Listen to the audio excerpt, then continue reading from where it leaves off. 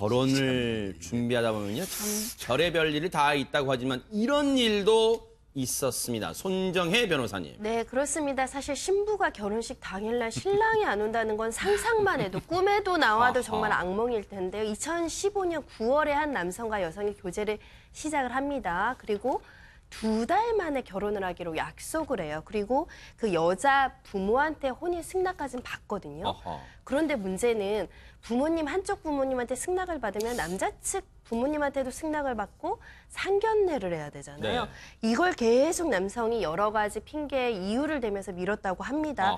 결혼 전까지 끝끝내 상견례는 이루어지지 않았다고 해요. 갸우뚱하네요, 그러면서 결혼식은 또 취소하지 않고 예정대로 진행을 하기로 해서 2016년 10월에 이제 결혼식 당일이 됩니다. 네. 그런데 남성이 식장에 나타나지 않아요. 신랑이 안 나타나요? 네, 결혼은 결국 취소가 됐고요. 이 여성 집안, 여성 너무나 상처를 많이 받았겠죠.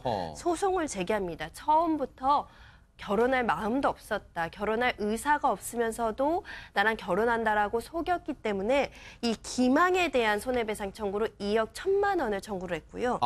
일단 법원에서는 이 부분에 대해서 오랫동안 심리를 했지만 여러 가지 이유로 여성 측의 주장은 받아들여지지 않았습니다. 네. 그 법원의 판단을 저희가 잠시 뒤에 더 집중적으로 다뤄보고요. 김복준 의원님, 이거 무슨 영화에서나 나올 법한 얘기, 결혼식 당일날 자 신랑 입장하겠습니다. 신랑 입장! 다 하객들이 쳐다보는데 신랑이 안 나타난다. 저는 어떻게 봐야 됩니까? 저는 조금 이 결혼 애초에 좀 문제가 있었던 걸로 보이는데요. 네. 뭐가 문제가 있냐면 여성 측 부모를 만나서 이 상견례는 된 것 같아요. 근데 양가 부모 상견례 이게 자꾸 미루어져서 결혼 날짜 전까지도 이게 진행이 안 됐다면 뭔가 한쪽에 문제가 있는 거였거든요. 또 여성 측에서는 오케이 했지만 남성 측에서는 계속 미뤄진 거 아니겠습니까? 그랬다고 하면 이거는 어떻게 보면 완전히 의사가 일치됐거나 합치된 게 아닌 걸로 보여져요.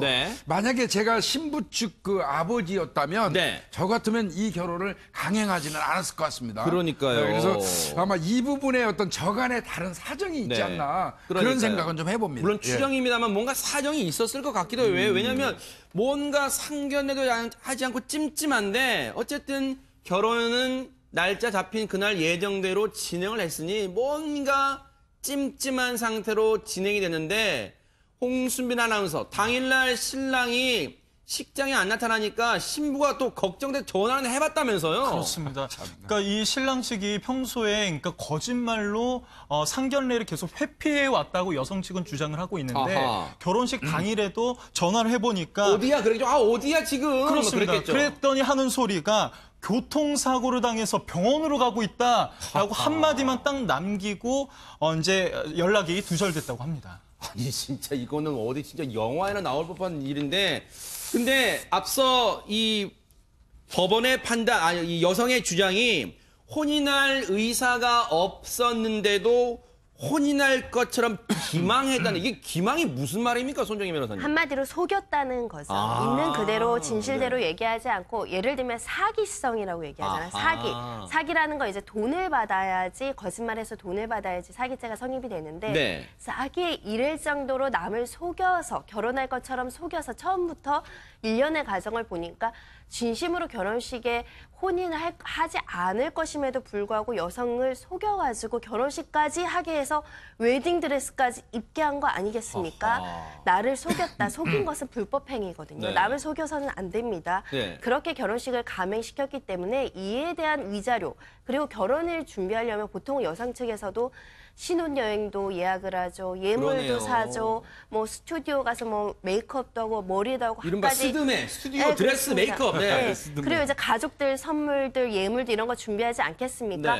이런 비용까지 너무나 큰 손해를 입었기 때문에 2억 1천만 원을 배상해야 된다라고 얘기를 했고 민사법정에서 이제 위자료 청구 그리고 들어간 비용까지 이제 청구를 했습니다. 그러면 이게 재판까지 가게 됐을 텐데 1심의 판단은 대체 뭐였을까요, 손정혜 변호사님? 일단 1심에서는 기망, 그러니까 예를 들면 법원에서는 원고가 어떤 청구를 했을 때 그 청구에 대해서 판단하는 거거든요. 근데 그 청구가 기망행위로 들어왔기 때문에 법원에서는 그럼 남성이 여자를 처음부터 결혼할 마음 없이 속였는지를 한번 살펴보겠다라고 했는데 사실 혼인할 마음이 있는지 없는지는 내심의 의사잖아요. 그럼 이게 사람 속마음 예를 들면 모르겠잖아요. 지금 명확하게 드러나진 않았지만 남성이 이 여성이랑 결혼을 하고 싶어서 준비는 했을 수 있겠죠. 그러니까 여성이 부모한테 승낙을 받는 행위는 했었던 것으로 보입니다. 네. 여러 가지 사정에 의해서 파혼하거나 결혼이 성사가 안 되는 가족들이 있잖아요. 네. 혹여라도 어떠한 이유 때문에 뭐 마음이 바뀌었거나 또는 다른 사정이 있어서 불가피하게 결혼식을 못 올렸을 수 있는 가능성이 있기 때문에 네.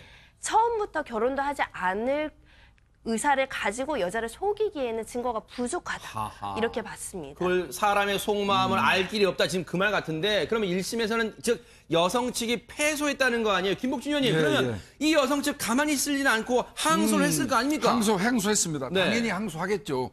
제가 봐도 좀 사실이고 황당하지 않습니까? 네네. 그러니까 항소를 했는데 여전히 결론은 2심도 같았습니다.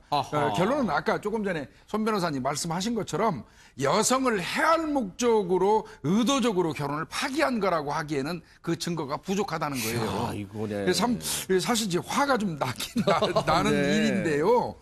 뭐 형사 사건은 저는 애초부터 안 된다고 봅니다. 뭐 기망이 있고 처분행위가 있고 그 다음에 이제 결과적으로 어떤 재산상의 이득을 좀 누려야지 이게 네. 사기죄가 성립이 되는데 네. 여기는 보면은 남자도 한 350 정도 쓴 것 같고 남자도 뭐 썼군요. 여자도 한 330 정도 썼기 때문에 뭐 이거는 재산상의 어떤 이득의 차이는 없어 보이니까 사기죄 형사상 사기죄는 성립이 안 될 걸로 보이고요. 결국은 이제 이 손해배상에 대한 어떤 그 심판만 하는데 2심까지 결국은 인정하지 않았습니다. 여성 측의 손을 즉 신부 측의 신부가 될 뻔했던 여성의 손을 들어주지 않았는데 아니 그러면 손정혜 변호사님 아마 시청자분들 이런 궁금증 가지실 거예요.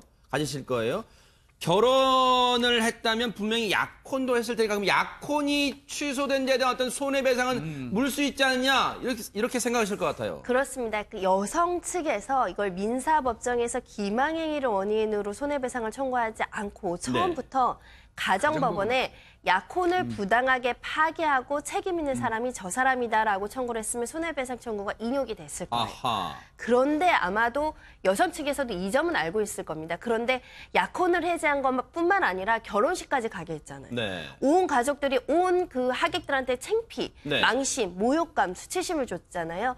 이런 여러 가지 분한 게 처음부터 적극적으로 속이려고 한 거 아니겠느냐. 이런 네. 심정이 커서 민사법정으로 가서 이거는 기망행위, 사기, 네. 속인 거다. 이런 것들을 주장하려고 했던 것으로 보여요. 아하. 근데 그것은 증거가 부족하고 네. 다만 약혼 해제, 예를 들면 약혼을 했다면 결혼을 하기로 약속을 했다면 특별한 사정이 없다면 지켜야 되거든요. 근데 아하. 부당한 이유로 한쪽에서 일방적으로 파기를 했을 때는 네. 파기한 사람이 약혼녀나 여건 남아있게 네. 손해배상을 해줘야 됩니다. 네. 근데 이것은 약혼 해제에 대한 손해배상은 가정법원에서 가정법원. 심리를 하고요. 아하. 이 아까 말한 기망에 따른 손해배상 청구는 민사법정에서 청구하거든요. 네. 그러니까 민사법정은 이거는 약혼 해제에 부당한 손해배상은 받아들여질 여지가 있는데 우리 법원에서는 판단해줄 수 없는 거죠. 네. 그래서 전부 패소를 했습니다. 네.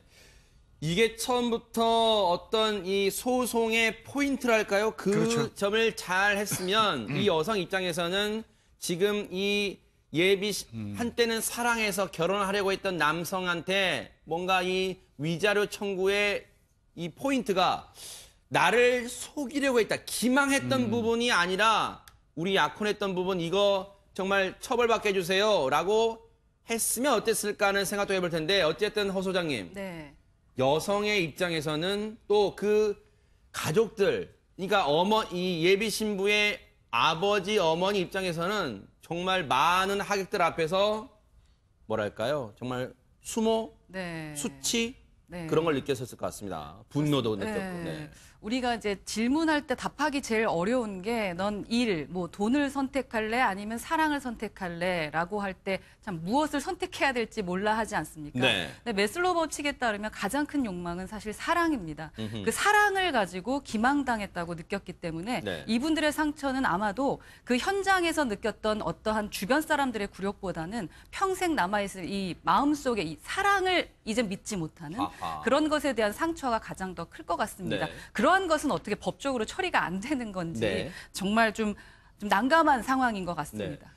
만약에 결과론입니다만 만약에 상견례라도 했다면 이 상황에 대해서 여자 쪽 부모님들이 남자 쪽 부모님한테 아니 대체 왜 그런 겁니까? 속 시원하게 이유라도 좀 들었으면 좋겠습니다라고 하겠지만 상견례조차도 안 했으니 연락처라도 알지나 모르겠습니다. 그런 황당한 사건을 저희가 또 얘기를 해봤습니다. 너무 또 분통 터지네요.